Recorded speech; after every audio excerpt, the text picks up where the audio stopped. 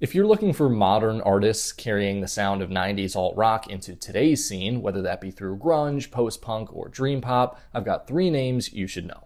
First, if you're into Nirvana and the grunge and post-grunge genres in general, there are not many hotter bands coming out of the underground right now than Ireland's Bleach 9-3.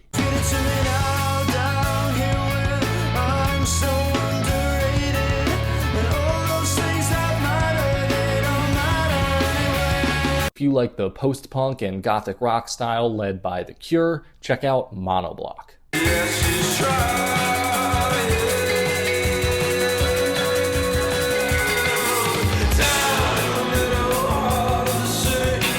And if you're a fan of the folk and dream pop forward alt-rock sound of bands like the Cranberries, listen to Harmony Romslow. I've controlled the weather.